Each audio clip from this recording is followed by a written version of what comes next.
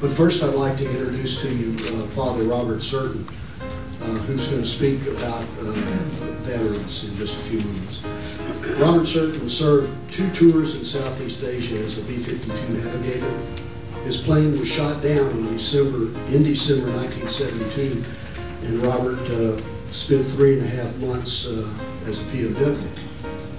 Following this experience, he entered the seminary and subsequently served as an Air Force chaplain, both on active duty and then later in the reserves. He retired as a colonel. He served as rector of a number of parishes around the country, most recently in my parish, St. Peter and St. Paul in Marietta, Georgia, where he retired from parish ministry in 2012. Father Certain serves as executive director of the Military Chaplains Association, a member of the Defense Health Board, the Task Force for the Prevention of Suicide by members of the Armed Forces, and the Board of Directors of the MOAA. Father Robert also is the president of Care for the Troops and was instrumental in its creation and establishment. So at this time I'd like to hand the mic over and turn the program over to Father Robert Certain. So I want to talk to you a bit about why veterans. 40 years I've been a priest of the church, and every parish I served, when I had the first November I was there, asked veterans to stand up and be recognized by the congregation, and in every one of those congregations, the first time that it ever happened. And so I thought, you know, something's got to change around here. We talked to the Brotherhood chapter at Peter and Paul in Marietta, Georgia, and from that conversation, there was a desire to do something to better incorporate and welcome veterans, to deal with some of the needs, because Georgia has the 6th largest population of veterans in the country, and we're not the 6th largest state, but we are for veterans. And so we started Care for the Troops. And this is an image I use a lot with when I talk to veterans groups, and that is, how do you find gold? And panning for gold means you have to kind of look for it. You have to be patient with it, and you have to sift a lot of mud out of the way. But you do find gold, and that's what's valuable. So what's so good about veterans? Well, most congregations already have a lot of veterans in your midst. You have somebody in one of these categories. Whether you recognize them or not, whether you realize it or not, whether you say anything to them or not, then they very well may be in leadership groups within your congregation. Here's what they bring to the table. Veterans are taught to place others before self. They wouldn't go into battle to fight and kill. They go into battle to protect us at home. So they're putting themselves in a subservient part to the rest of the population. They have extreme loyalty to the unit. And as I thought through and worked with that Brotherhood chapter in Marietta, I thought, now that's the kind of men I would like to have in my parish. They were extremely loyal to the parish, to their Savior, and to the work of the church. They have great perseverance in adversity. They lead well, they follow well, they adapt to changing leadership rather quickly, because in the military you have to. They adapt to changing environments, because again, when you're downrange, the environment changes moment by moment sometimes. They have great situational awareness, or they wouldn't be veterans, they would be buried. Right? And they have broad worldview, because they've been to a lot of places around the world. They've seen extreme poverty, they've seen extreme wealth, they've seen good people, they've seen bad people, they've seen a lot of stuff, and they bring that back with them. And they have a wide range of skills, everything from various trades up to strategic planning. And what parish couldn't use men who know these things and who bring this to the table? So that's why I'm so big on saying, let's not only welcome them, but let's identify them and bring them into leadership positions. They do have troubles. Well, who doesn't? And here are the things that we know about. The multiple deployments recently, 1% of the American population goes into uniform. 1/3 of those get deployed into harm's way. So it's a tiny percentage of the population, but we all know from just paying attention that since 9/11, some have been downrange 4, 5, 6 times for anywhere from 6 months to 18 months at a time. They have family separation, and a difference about military members and the normal civilian. when the families are separated in the civilian worlds because they're mad at one another. In the military, they're separated because somebody got orders to go downrange and unaccompanied. Everybody's been in a stressful situation, has post-traumatic stress, something or other. Sometimes you grow from it, sometimes we have difficulty making decisions afterwards, sometimes it goes all the way to dysfunction. But there are ways to arrest that. Some few get blown up and survive it and have traumatic brain injury and other things. Moral injury is a big deal. When you see enough carnage around you, when you've seen your friends die next to you and you wonder why it was that your buddy, who's obviously better than you are, instead of yourself, then you come home with moral injury. And the church, of all places, is the place to find remedy for that. And any time we're deployed out and moved every few years, then there's impact on families. We all know about suicide and suicidal ideation. When I was on the task force, it was the DOD had been concerned about it for a number of years and was tracking it fairly closely and doing everything they could to turn it around, because it was almost as high as the civilian rate for the same demographics. It's not that it was out of hand in the population, but it was getting up close to the rate for civilians. And what we fail to recognize is suicide is a national epidemic. It affects every population. There are significant portions that it affects more than others. Young men. And what does the military have? Young men. So there's that. There's also addiction, alcoholism, all this other sort of stuff, and sexual trauma, and difficulty accessing medical care, and unemployment, underemployment, and homelessness, all of which civilians also have to deal with. And all of which churches and synagogues around the country have ministries to help their members get through them. And so adding a military focus to the ministries you already have shouldn't be that big of a leap. Plus you get all the benefits of all the value they bring to the table. So, and when we started talking about this down in Marietta, Georgia, then this is how it developed.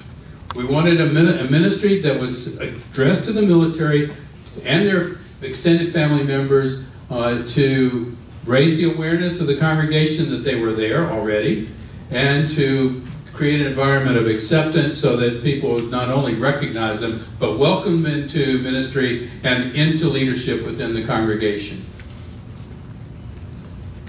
On the website, careforthetroops.org, there's a 50-some-odd page handbook right now that's just a compilation of things that congregations around the country have added to. This is what we do, and so we put it in there. This is open access. It's in PDF, it's in Word, and there are a couple of copies here that you can look at, but you also will have a web address where you can go look at it yourself. We deliberately do not copyright our work because we want people to act and not ask permission. You get forgiveness later. Okay, a veteran-friendly congregation is one that makes a commitment to welcome, utilize, care for veterans, military members, veterans, and their families. That's it. And how you decide to do that is to be recognized by Care for the Troops with a nice little certificate that you can hang in the narthex, is to do up to 3 ministries that are specifically focused about military ministry, and to let people know it's there. It takes a lot of word of mouth to get the word out. For everything from just welcoming people on Veterans Day and remembering those who died in service on Memorial Day, to allowing the local vet center to have group therapy in the church. All kinds of things you can do. There's, like I said, it's a lot of pages. And then to let the word out. And then once a year to renew the commitment. It doesn't cost you anything. We do not charge for this. We're an all-voluntary organization. None of us get paid to do this. And you don't have to behave like anybody else. You can set your own standards. You can approach it your own way. Here's where we are. We started in Georgia. And then we started moving out of Georgia to a neighboring state. And then we jumped up to Boston and out to Sacramento. And so I think there's one in Alaska, right, Billy? Yeah, one in Alaska, but it's not on the map. Sun City, Arizona. Sun City, yep. right here. So we're jumping over states now, and there's, again, this is, what we will do is to provide you free of charge with the manual.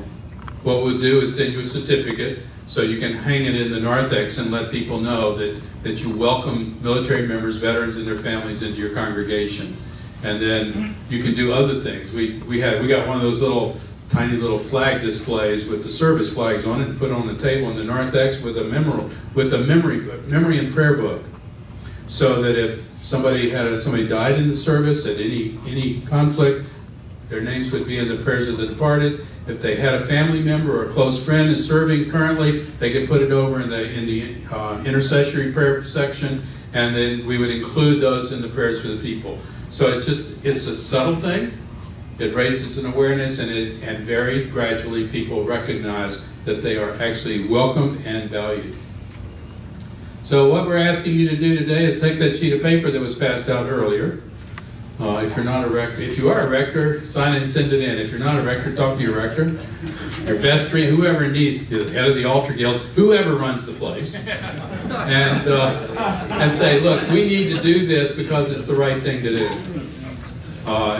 and then to send it into our headquarters in Marietta, and to say, okay, this is what we're going to do, and this is how we're going to do it, and then let us put your little tab up there on our map and list the congregation. This is not just an Episcopal Church thing.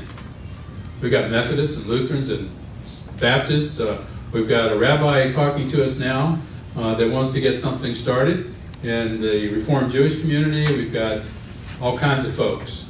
The important thing to us is if you've got military members, veterans, or families in your congregation or in your area, that you reach out to them and serve them who have served you. And you'll need a layperson to lead it. Don't give it to the vestry. They get lost in committee. A Brotherhood member is the best person I can think of to do it. Perhaps a veteran or somebody who's related to a veteran and has a little fire in their belly about making this happen in your place. And then, you know, if you find that it's beneficial to your congregation, spread it. Take it to your bishops. Distribute it around your diocese, in your province, at General Convention, anywhere, in your ministerial association with all those other people who also worship our Lord somewhere in your community.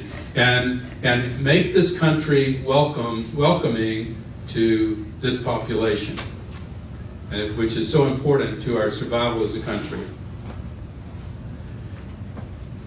Now, you can find everything I just said, first of all, in your little blue bags that were handed to you today. All the slides are there. If you go to the web page, which is careforthetroops.org, I know you have to type a lot. Why does this keep changing? And right over here, if you click on that, you'll have everything we've talked about. The handbook is there, the slide presentation is there, the veteran-friendly congregation letter is there, and a whole bunch of other stuff. And you can investigate it to your heart's content. If you have any questions, get in touch with us in Atlanta. Billy Harrison, John, me, any of us down in that area, and we'll be happy to answer your questions.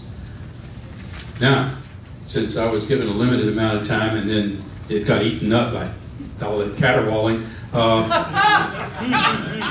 Tom Martin was in that same Brotherhood group down there. He tries to shorten my time all the time. Anyway, so I'll answer any questions you may have and then pass it off to the next speaker. Yes, sir. I think it might be interesting just to find out how many veterans are in the room. Okay, how many are you veterans? Holy cow! Okay, so most of you have a fire in your belly about caring for those behind us. How many of you are Vietnam veterans? Vietnam veterans have a particular fire in our belly about welcoming the new post 9/11 veterans home, because our welcome didn't come until they started being welcomed. It started in 1982 with the Dedication Memorial and got better for us.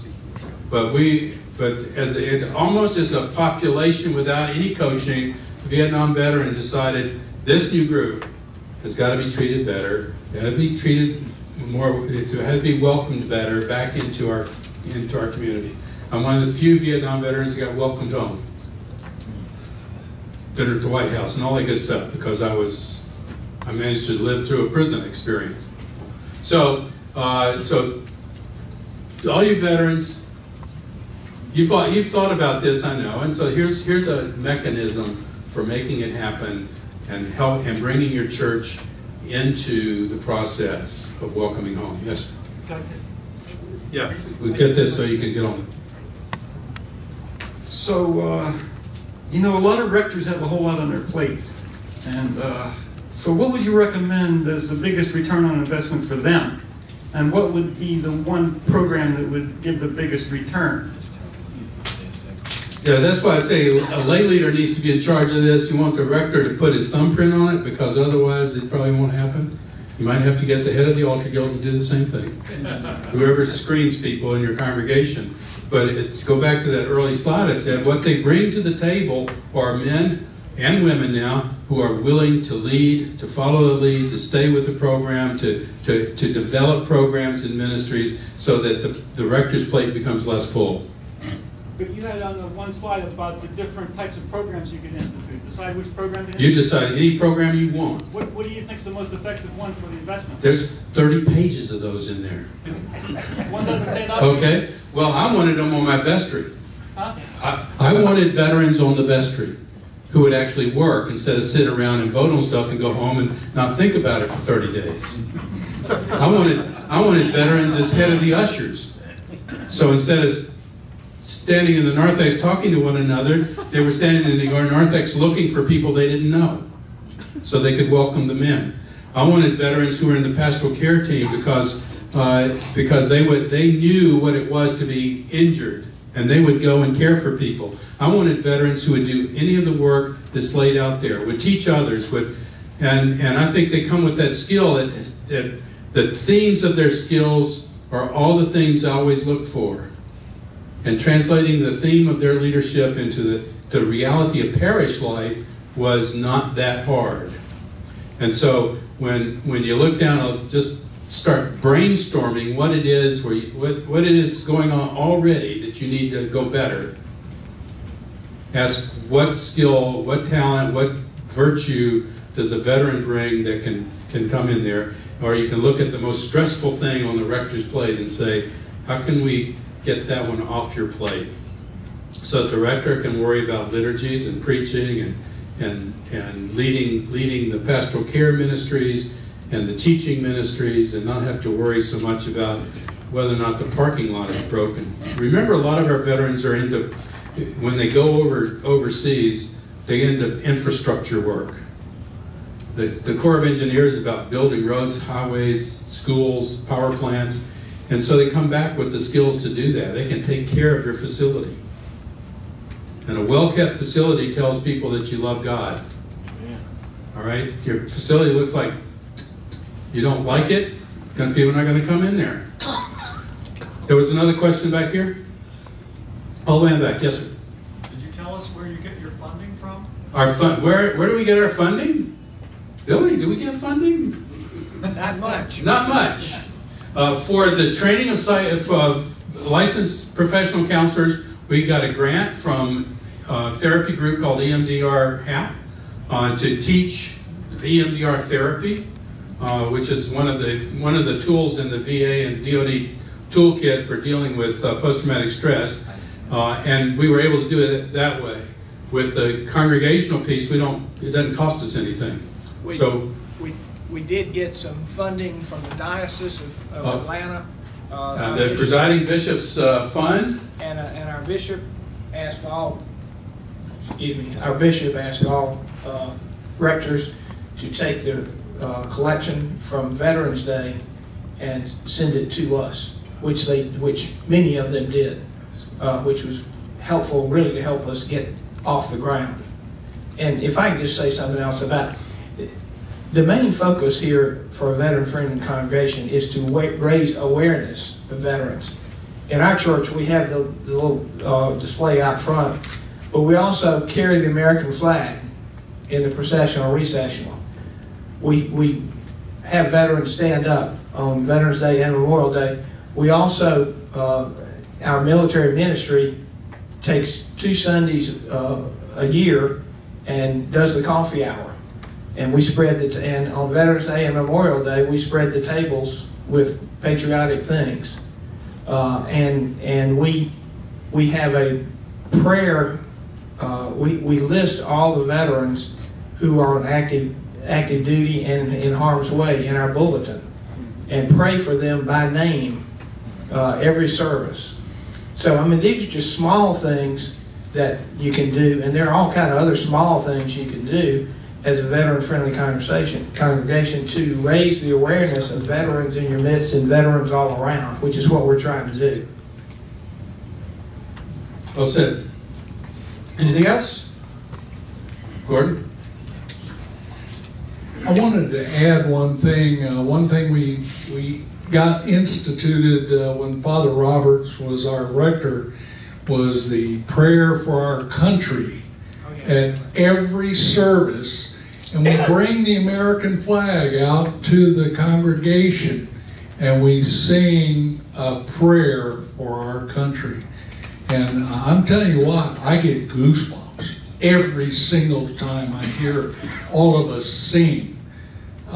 It was a tradition I remember when I was a kid, but it got lost over the years. And thank you, Father Robert, for bringing that back. Well, that's page 717 in the hymnal. That's the blue book. It's the last verse.